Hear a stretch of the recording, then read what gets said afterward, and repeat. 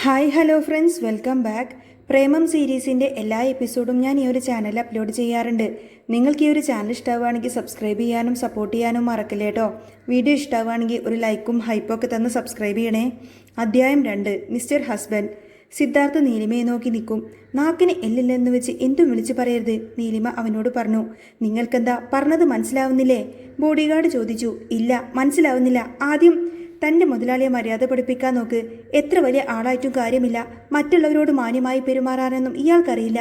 നീലിമ അതും പറഞ്ഞ് അശ്വിനെയും എടുത്ത് തൻ്റെ സീറ്റിലേക്ക് പോയിരുന്നു. സിദ്ധാർത്ഥ് അവൾ പോകുന്നത് നോക്കി ഒന്നും മിണ്ടാതെ നിന്നു. സീറ്റിലേക്ക് എത്തിയവൾ അശ്വിനെ എടുത്ത് അരികിലേക്ക് ഇരുത്തി. അച്ഛനെ പേടിച്ചു പോയോ? അശ്വിൻ തല താഴ്ത്തി ഒന്ന് മൂളി. നീലിമ മകനെ തൻ്റെ നെഞ്ചോട് ചേർത്ത് പിടിച്ചതിന് ശേഷം പറഞ്ഞു. അയ്യേ, അമ്മയുടെ അച്ചു നല്ല ധൈര്യമുള്ള കുട്ടിയല്ലേ, ഇതിനൊക്കെ പേടിക്കാമോ? നീലിമ പറഞ്ഞത് കേട്ട് അശ്വിൻ അവളെ നോക്കി പുഞ്ചിരിച്ചു. അല്ല, മോൻ എന്തിനാ അയാളെ പോയിട്ട് ഡാഡി എന്ന് വിളിച്ചത്? എനിക്കതിൻ്റെ ഡാഡിയായിട്ട് തോന്നി.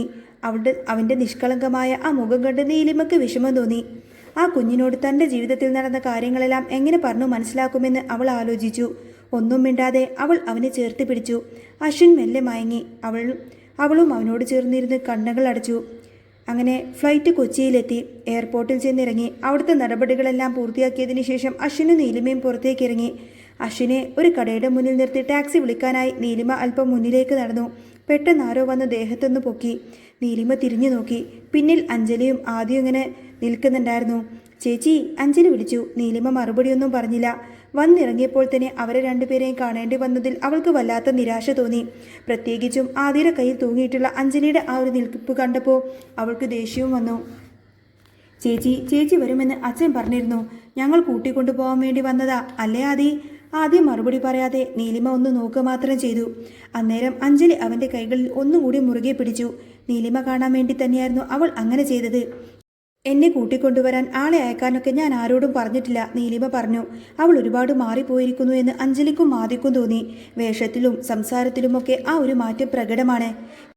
ചേച്ചി, എന്തായത് അന്യരോട് പെരുമാറുന്നത് പോലെ? അഞ്ജലി വീണ്ടും ചോദിച്ചു. അന്യരായതുകൊണ്ട് തന്നെ, നീലിമ പറഞ്ഞത് കേട്ട് അഞ്ജലിയും ആദ്യം പരസ്പരം നോക്കി. അവളെ പഴയതുപോലെ തന്നെ തളർത്താൻ സാധിക്കില്ല എന്ന് അവർക്ക് മനസ്സിലായി. പെട്ടെന്ന് പിന്നെ അശ്വിൻ പിന്നിൽ നിന്ന് വിളിച്ചു. അമ്മ. അഞ്ജലിയും ആദ്യം അവനെ കണ്ട് അമർന്നു പോയി. കാരണം അവർക്കറിയാവുന്ന നീലിമ വിവാഹം കഴിച്ചിട്ടില്ല. അപ്പോൾ ഈ കുട്ടി? അങ്ങനെ ചിന്തിച്ചുകൊണ്ട് തന്നെ അഞ്ജലി നീലിമയോട് ചോദിച്ചു. അല്ല ചേച്ചി, ഈ കുട്ടിയേതാ? എൻ്റെ മകനാണ്, നീലിമ അശ്വിൻ്റെ കുഞ്ഞു കൈകൾ പിടിച്ചുകൊണ്ട് പറഞ്ഞു. ഇവരൊക്കെ ആരാ അമ്മ? അശ്വിൻ കൊഞ്ചിക്കൊണ്ട് ചോദിച്ചു. നീലിമ അതിൻ്റെ മറുപടി പറയാതെ അവനെ ഒന്നുകൂടി ചേർത്ത് നിർത്തി. എന്നാലും ചേച്ചി, ഇത് വല്ലാത്ത സർപ്രൈസ് ആയിപ്പോയി. ചേച്ചി കല്യാണം കഴിച്ച കാര്യം എന്നോട് പോലും പറഞ്ഞില്ലല്ലോ. ഞാൻ ചേച്ചിയെ വല്ലാതെ മിസ് ചെയ്തിരുന്നു. അഞ്ജലി അല്പം സങ്കടം ഇങ്ങനെ അഭിനയിച്ചുകൊണ്ട് തന്നെ പറഞ്ഞു. അതെ, കൂടുതൽ അഭിനയിക്കണ്ട. നിനക്ക് കിട്ടാനുള്ളതൊക്കെ കിട്ടിയല്ലോ. ഇനി എന്നെ എൻ്റെ വഴിക്ക് വിട്ടേക്ക്. നീലിമ ആദ്യയും അഞ്ജലിയെയും നോക്കി. ചേച്ചി, എന്നെ മറന്നുവെച്ച് ഇങ്ങനെ ഓരോന്ന് സംസാരിക്കരുത്, അഞ്ജലി പരിഭവിച്ചു. അത് കേട്ട് ആദ്യം അവളെ തടഞ്ഞു. അഞ്ജലി, മതി. നിന്നോട് ഞാൻ എപ്പോഴേ പറഞ്ഞതല്ലേ ഇങ്ങോട്ടേക്ക് വരണ്ടായെന്ന്? നിനക്കറിയായിരുന്നില്ലേ ചേച്ചിയെ കാണാൻ? നിനക്കായിരുന്നില്ലേ ഇപ്പോൾ ചേച്ചിയെ കാണാനൊക്കെ നിർബന്ധം? ഇപ്പോൾ മതിയായല്ലോ. ചേച്ചിയെ കാണാനുള്ള ആഗ്രഹം കൊണ്ടല്ലേ ആദി ഞാൻ അങ്ങനെയൊക്കെ പറഞ്ഞത്? അഞ്ജലി സ്നേഹം നടിച്ചുകൊണ്ട് പറഞ്ഞു. നീലിമ അപ്പോഴും വളരെ രൂക്ഷമായി നോക്കുന്നുണ്ടായിരുന്നു. എന്തായാലും കൊള്ളാം, വിവാഹം കഴിക്കാതെ ഇവിടെ നിന്നും പോയതിൻ്റെ ചേച്ചി ഒരു കൊച്ചിനെ കൂട്ടിക്കൊണ്ട് വന്നിരിക്കുന്നു. ഇവൻ്റെ തന്ത ആരാണെന്ന് ആർക്കറിയാം? ആദി പറഞ്ഞത് കേട്ട് നീലിമ ആദിയെ ദേഷ്യത്തോട് നോക്കി. എന്താടി, ഞാൻ പറഞ്ഞത് സത്യമല്ലേ? അല്ലെങ്കിൽ പറ, ആരാ ഇവൻ്റെ തന്ത? നീലിമക്ക് മറുപടി പറയാൻ കഴിഞ്ഞില്ല. അശ്വിൻ അതെല്ലാം കേട്ട് പേടിച്ച് നിൽക്കുകയാണ്. ആദി തുടർന്നു. ഞാൻ പറഞ്ഞില്ലേ അഞ്ജലി, ഇതുവൻ്റെ തന്ത ആരാണെന്ന് അവൾക്ക് തന്നെ അറിയില്ല. അതാ മിണ്ടാതെ നിൽക്കുന്നത്. ഇവളുടെയൊക്കെ പേര് വേറെയാ. ആദി പറഞ്ഞു നിർത്തിയും നീലിമയുടെ കൈകൾ ശക്തമായി തന്നെ ആദിയുടെ കവിളിലങ്ങ് പതിച്ചു. അത് രണ്ടും കൂടി ഒരുമിച്ചായിരുന്നു. അതവൻ തീരെ പ്രതീക്ഷിച്ചിരുന്നില്ല. കണ്ണിൽ നിന്ന് പൊന്നീച്ച പാറുന്നത് ആദ്യം ശരിക്കും അങ്ങ് അനുഭവിച്ചു. ഇത് കണ്ട അഞ്ജലി നീലിമയുടെ മുന്നിലേക്ക് വന്ന് അവളെ തടയാൻ ശ്രമിച്ചു. ചേച്ചി എന്തായി കാണിച്ചത്? വിളിച്ചോണ്ട് പോടി ഇവനെ. മേല എൻ്റെ മുന്നിൽ കണ്ടുപോകരുത്. നീലിമ അഞ്ജലി അങ്ങ് തള്ളി മാറ്റിക്കൊണ്ട് ആദിയുടെ മുന്നിലേക്ക് വന്നു. ഇവൻ്റെ അച്ഛൻ ആരാണെന്നും എനിക്ക് നിന്നെ ബോധ്യപ്പെടുത്തേണ്ട കാര്യമൊന്നുമില്ല. എന്തായാലും നിന്നെ പോലെ ഒരാളെ എനിക്ക് വിവാഹം കഴിക്കേണ്ടി വന്നില്ലല്ലോ. ഭാഗ്യം. അത് കേട്ട് ആദിക്ക് അഭിമാനം നഷ്ടപ്പെട്ടതുപോലെ തോന്നി. അവൻ നീലിമയെ അടിക്കാൻ വേണ്ടിയിട്ട് കൈ ഉയർത്തി. അന്നേരം അശ്വിൻ അവൻ്റെ മുന്നിൽ കയറി നിന്നു. അങ്കിൾ പ്ലീസ് തല്ലല്ലേ, എൻ്റെ അമ്മ പാവാണേ. അത് കേട്ട് ആദിക്ക് ദേഷ്യം കൂടി വന്നതേയുള്ളൂ. മാറി നിൽക്കടാ. ആദിയെ പിടിച്ച് ആകെ ആഞ്ഞു തള്ളി. ആദി അശ്വിനെ പിടിച്ചങ്ങ് തള്ളുകയാണ്. അവൻ നിലത്തേക്ക് അങ്ങ് തിരിച്ചു. നീലിമ അത് കണ്ട് ഭയന്നു പോയി. പക്ഷേ വീഴും മുൻപേ തന്നെ രണ്ട് കൈകൾ അവനെ അങ്ങ് താങ്ങി നിർത്തിയിരുന്നു. നീലിമ അയാളെ നോക്കി. അത് സിദ്ധാർത്ഥ വിഷയമായിരുന്നു. അയാളെ കണ്ടപ്പോൾ തന്നെ അശ്വിൻ ഉത്സാഹത്തോടെ പുഞ്ചിരിച്ചു. ഡാഡി, ഈ അങ്കിളാണ് എന്നെ തള്ളിയിട്ടത്. അവൻ്റെ കുഞ്ഞുമുഖം ഡാഡി എന്ന ആ ഒരു വിളിയും കേട്ടപ്പോൾ സിദ്ധാർത്ഥ് വീണ്ടും വല്ലാതായി. പ്രതീക്ഷയോടെ നോക്കി നിൽക്കുന്ന ആ കുഞ്ഞിനോട് ഞാൻ നിന്റെ ഡാഡി അല്ല എന്ന് പറയാൻ അവനപ്പോൾ കഴിഞ്ഞില്ല. അവൻ അശ്വിനെ എടുത്തുകൊണ്ട് നീലിമക്കടുത്തേക്ക് വന്നു. എൻ്റെ മോനെ തല്ലാൻ ധൈര്യം ഇവരുടെ ആർക്കാണുള്ളത്? സിദ്ധാർത്ഥ് ആദിയെ നോക്കി ചോദിച്ചു. ആദി എന്തോ പറയാൻ ഒരുങ്ങിയപ്പോഴേക്കും അഞ്ജലി കണ്ടു. സിദ്ധാർത്ഥ് ചെറിയ പുള്ളിയൊന്നുമല്ല എന്ന് അവൾക്ക് മനസ്സിലായിരുന്നു. കാരണം അവൻ്റെ കൂടെ വന്ന 2 ബോഡി ഗാർഡ്സുകൾ സാഹചര്യം വീക്ഷിക്കൊണ്ട് അല്പം മാറി നിൽക്കുന്നത് അഞ്ജലി കണ്ടതാണ്. അവിടെ ഒരു സീനുണ്ടാക്കണ്ട എന്ന് ആദിക്ക് തോന്നി. സിദ്ധാർത്ഥ് നീലിമയെ നോക്കി ചോദിച്ചു. നിന്നോട് ഞാൻ അവിടെ വെയിറ്റ് ചെയ്യാനല്ലേ പറഞ്ഞത്, പിന്നെ എന്തിനാ നീ ഇങ്ങോട്ടേക്ക് വന്നത്? സിദ്ധാർത്ഥിൻ്റെ പെരുമാറ്റം കണ്ട് അത്ഭുതപ്പെട്ട് നിൽക്കുമായിരുന്നു നീലിമ. അപ്പോൾ കുറച്ചു മുൻപേ ഫ്ലൈറ്റിൽ വെച്ച് കണ്ട അതേ ആൾ തന്നെയാണോ എന്ന് അവൾക്ക് സംശയം തോന്നി. എന്തായാലും സിദ്ധാർത്ഥ് അശ്വിൻ്റെ അച്ഛനാണെന്ന് പറഞ്ഞപ്പോൾ ആദ്യം അഞ്ജലിയും ഞെട്ടുന്നത് നീലിമ ശ്രദ്ധിച്ചിരുന്നു. അതുകൊണ്ട് തൽക്കാലം ആ ഒരു നാടകം തുടരാൻ തന്നെ അവളും തീരുമാനിച്ചു. സോറി ചേട്ടാ, മോന് കുടിക്കാൻ വാങ്ങിക്കൊടുക്കാൻ വേണ്ടി വന്നതാ. അത് കേട്ട് സിദ്ധാർത്ഥ് അവൾ എന്നേക്കാൾ നന്നായി അഭിനയിക്കുന്നുണ്ടല്ലോ എന്ന് ചിന്തിച്ചു. എന്നിട്ട് അല്ലെങ്കിൽ പറഞ്ഞു കേൾപ്പിക്കുന്ന ശീലമൊന്നും പണ്ട് എന്തിനെ എൻ്റെ ഭാര്യയ്ക്കില്ലല്ലോ. അല്ല, അങ്ങനെയൊക്കെ അതൊക്കെ പിന്നെ പറയാം, പോവാൻ കേട്ടോ. നീലിമ സിദ്ധാർത്ഥിൻ്റെ കയ്യിൽ പിടിച്ച് പറഞ്ഞു. അശ്വിനും അവളും കൂടി കയ്യിലേൽപ്പിച്ചതിന് ശേഷം സിദ്ധാർത്ഥ് ആദിക്ക് നേരെ തിരിഞ്ഞു. ആരാണെന്നോ എന്താണെന്നോ ഒന്നും ചോദിക്കുന്നില്ല. ഇപ്പം നടന്നത് ഞാൻ അങ്ങ് മറക്കുക. പക്ഷേ ഇവളുടെ എൻ്റെ കുഞ്ഞിൻ്റെ അടുത്ത് പോലും ഇനി നീ വന്നേക്കരുത്. വന്നാൽ ജീവനോട് നീ ഇവിടെ നിന്നും പോവില്ല. നീലിമയെ ചേർത്ത് പിടിച്ചുകൊണ്ട് തന്നെ സിദ്ധാർത്ഥ് കാറിനടുത്തേക്ക് നടന്നു. സിദ്ധാർത്ഥിനോട് ചേർന്ന് നീലിമ നടന്നു പോകുന്നത് ആദിക്ക് തീരെ ഇഷ്ടമായില്ല. പക്ഷേ അഞ്ജലി ഒപ്പമുള്ളത് കൊണ്ട് അവന് തുറന്നു പറയാനും സാധിച്ചില്ല. ആദ്യം പോലെ ഇത്ര മോശ സ്വഭാവമുള്ള ഒരാളെ കാണാൻ ആണല്ലോ താൻ പണ്ട് സ്നേഹിച്ചിരുന്നത് എന്ന് നീലിമ ചിന്തിച്ചു പോയി. എന്തായാലും തന്നെ സഹായിക്കാൻ വന്ന സിദ്ധാർത്ഥ് നല്ലവനാണെന്ന് അവൾക്ക് തോന്നി. നീലിമ സിദ്ധാർത്ഥിനൊപ്പം കാറിൽ കയറി. സിദ്ധാർത്ഥിൻ്റെ ലിമിറ്റഡ് എഡിഷൻ കാർ എയർപോർട്ടിൽ നിന്നും ഒഴുകി നീങ്ങുന്നത് നോക്കി അഞ്ജലി തരിച്ചു നിന്നു. എൻ്റെ ദൈവമേ, ഇവൾക്ക് മാത്രം എപ്പോഴും ഇങ്ങനെ കിടിലൻ ചെക്കന്മാരെയാണല്ലോ കിട്ടുന്നത്. നാശം, നിന്നെ അങ്ങനെ സന്തോഷിക്കാനൊന്നും ഞാൻ സമ്മതിക്കില്ലടി, അവൾ മനസ്സിൽ പറഞ്ഞു. കാറിൽ സിദ്ധാർത്ഥിൻ്റെ അരികിൽ ഇരിക്കുമായിരുന്നു നീലിമ. അവൻ്റെ കൈ അപ്പോഴും അവളെ പിടിച്ചിരിക്കുന്നുണ്ട്. അശ്വിൻ നീലിമയുടെ അരികിലിരിക്കുന്നു. എന്താ മാഡം, എന്നെ കൈവിടാൻ ഉദ്ദേശമില്ലേ? അപ്പോഴാണ് നീലിമ ശ്രദ്ധിച്ചത്. ഷോക്കടിച്ചതുപോലെ അവൾ അവൻ്റെ കൈവിട്ടു. സോറി, ഞാൻ അറിയാതെ. എന്തായാലും നിങ്ങൾ എനിക്ക് വലിയ ഹെൽപ്പാണ് ചെയ്തത്. താങ്ക്സ്, നീലിമ പറഞ്ഞു. അതെ, ഡാഡി വന്നപ്പോൾ ഒക്കെ ആകെ പേടിച്ചു പോയി. അശ്വിൻ കുസൃതിയോടെ പറഞ്ഞു. അച്ചു, അദ്ദേഹം നിന്റെ ഡാഡി അല്ലെന്ന് അമ്മ പറഞ്ഞതല്ലേ? മോൻ്റെ അങ്കിളാ അത്. അങ്കിളല്ല, എൻ്റെ ഡാഡി തന്നെയാ. അശ്വിൻ ദേഷ്യത്തോടെ വീണ്ടും നെറ്റിച്ചു. ഇത്രയും കേട്ടിട്ടും സിദ്ധാർത്ഥ് ഒന്നും പറഞ്ഞില്ല. അമ്മയുടെ അച്ചു നല്ല കുട്ടിയല്ലേ, അമ്മ പറയുന്നത് കേൾക്കണം. ഈ അങ്കിൾ നമ്മുടെ ഹെൽപ്പ് ചെയ്യാൻ വേണ്ടി വന്നതാ. ഡാഡി എന്നൊക്കെ വിളിച്ച് അങ്കിളിനെ ബുദ്ധിമുട്ടിക്കുന്നത് ശരിയാണോ? അതെന്താ ശരിയല്ലാത്തത്? ഇതെൻ്റെ ഡാഡി തന്നെയാ അല്ലേ ഡാഡി? അശ്വിൻ സിദ്ധാർത്ഥിനെ നോക്കി ചോദിച്ചു. അയാൾ മറുപടിയൊന്നും പറഞ്ഞില്ല. അച്ചു, ഞാൻ പറഞ്ഞത് കേൾക്കാം. നീ അങ്ങനെ എന്നെ വിളിക്കരുത്, നീലിമ ശാസനയോട് പറഞ്ഞു. അശ്വിൻ്റെ മുഖം മാടി. അവൻ സൈഡ് ഗ്ലാസ് വഴി പുറത്തേക്ക് നോക്കിയിരുന്നു. അത് കണ്ട് നീലിമക്ക് സങ്കടമായി. അവൾ അവൻ്റെ കവിളിൽ തടവിക്കൊണ്ട് പറഞ്ഞു. അച്ചു, ഈ അങ്കിൾ നല്ല ആളായതുകൊണ്ടല്ലേ നമ്മളെ സഹായിക്കാൻ വന്നത്. അപ്പോൾ നീ ഇങ്ങനെയൊക്കെ ചെയ്യാമോ? അതെ, ഞാൻ വിചാരിക്കുന്ന പോലെയുള്ള ആളൊന്നുമല്ല ഞാൻ. താൻ വിചാരിക്കുന്നത് പോലെയുള്ള ആളൊന്നുമല്ല ഞാൻ. ഈ കുഞ്ഞിനോട് കുറച്ച് മോശമായി പെരുമാറിയെന്ന് തോന്നിയത് കൊണ്ടാണ് ഹെൽപ്പ് ചെയ്യാൻ വന്നത്, അല്ലാതെ നിന്റെ സൗന്ദര്യം കണ്ടിട്ടൊന്നുമല്ല. സിദ്ധാർത്ഥിൻ്റെ വാക്ക് കേട്ട് നീലിമക്ക് ദേഷ്യം വന്നു തുടങ്ങിയിരുന്നു. സിദ്ധാർത്ഥ് തുടർന്നു. അല്ലെങ്കിലും നിന്നെ പോലുള്ളവന്മാരെ കാണുന്നത് എനിക്ക് അലർജിയാണ്. അറ്റ്ലീസ്റ്റ് ആ കുഞ്ഞിനോട് അവൻ്റെ അച്ഛൻ ആരാണെന്നൊന്ന് പറഞ്ഞു കൊടുക്ക്.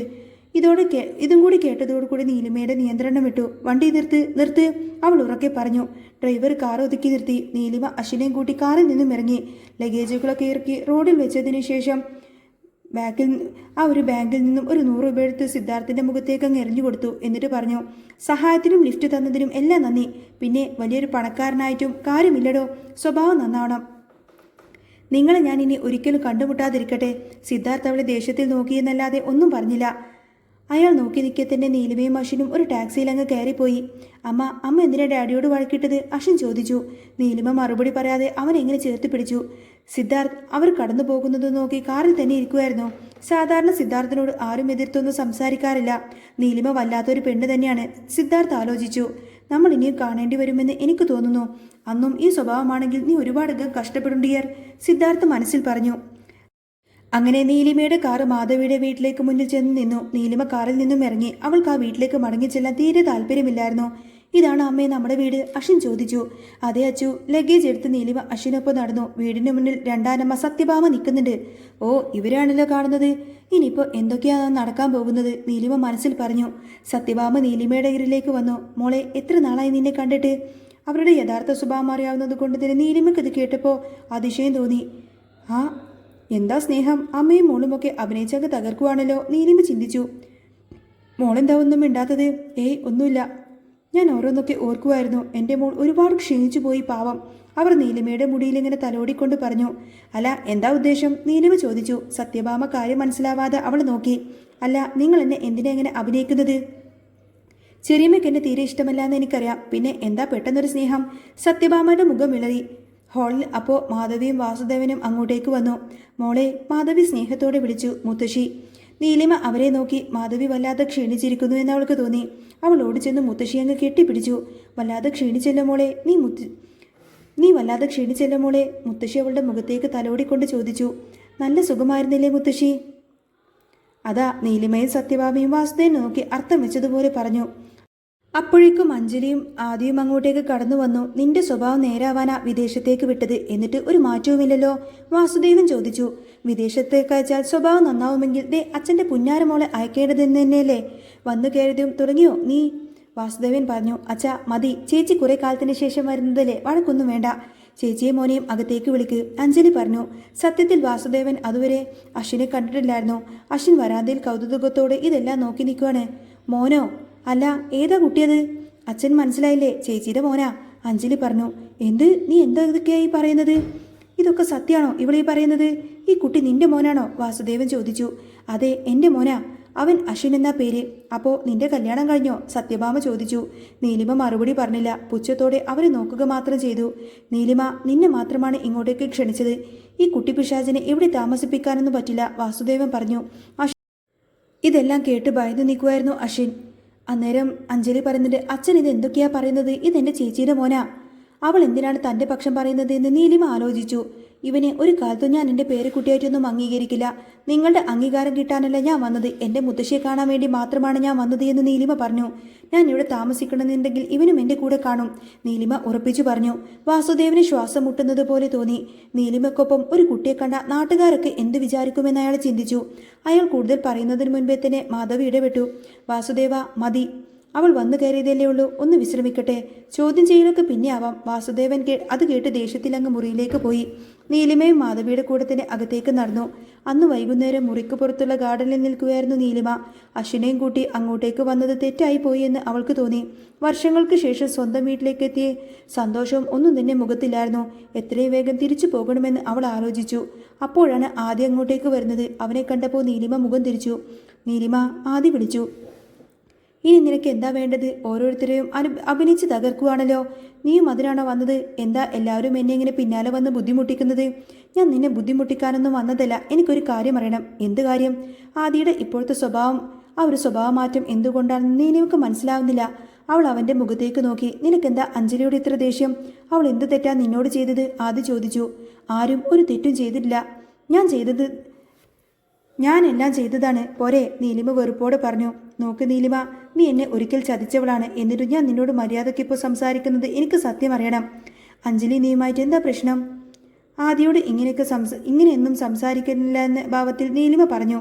ഒരു പ്രശ്നവുമില്ല, പോരാ, എനിക്കറിഞ്ഞേ പറ്റൂ. അന്ന് എന്താ നടന്നത്? അഞ്ജലിക്ക് അതിലെന്തെങ്കിലും പങ്കുണ്ടോ? ആദി ചോദിച്ചു. നോക്കാതി, ഇനി നീ സത്യം പറഞ്ഞാലും ഇല്ലെങ്കിലും ഞാൻ അനുഭവിച്ചതൊന്നും ഇല്ലാതാവില്ലല്ലോ. സോ എനിക്ക് ആ വിഷയം സംസാരിക്കാൻ തീരെ താല്പര്യമില്ല.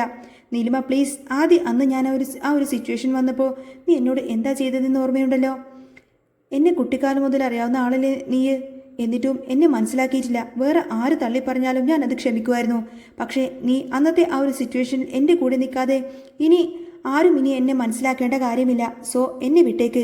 എനിക്കതിനെപ്പറ്റി കൂടുതൽ പറയാനൊന്നും താല്പര്യമില്ല. എനിക്കൊരു കാര്യം മാത്രം അറിഞ്ഞാൽ മതി. പിന്നെ നിന്നെ ഞാൻ ശല്യപ്പെടുത്തില്ല. അവൻ എന്താണ് ചോദിക്കാൻ പോകുന്നത് ആകാംക്ഷയോടുകൂടെ നീലിമ അവനെ തിരങ്ങനെ നോക്കി നിൽക്കാണ്. യഥാർത്ഥത്തിൽ അന്ന് എന്താ സംഭവിച്ചത്? നിന്നെ ആരെങ്കിലും ട്രാപ്പിലാക്കിയതാണോ? ആദ്യ ചോദിച്ചു. ആദിയുടെ ചോദ്യം കേട്ട് നീലിമ ഒന്നും ഉണ്ടാവാനാവാതെ ഇങ്ങനെ ആദ്യം തന്നെ നോക്കി നിൽക്കുന്നതും കാണിച്ചുകൊണ്ടാണ് കേട്ടോ എപ്പിസോഡ് പൂർണ്ണമാവുന്നത്. അപ്പോൾ നിങ്ങൾക്ക് ഈ ഒരു ചാനൽ ഇഷ്ടമാവുകയാണെങ്കിൽ സബ്സ്ക്രൈബ് ചെയ്യാനും സപ്പോർട്ട് ചെയ്യാനും മറക്കല്ലേ. നെക്സ്റ്റ് വീഡിയോ ഉടനെ വരാം. ബൈ.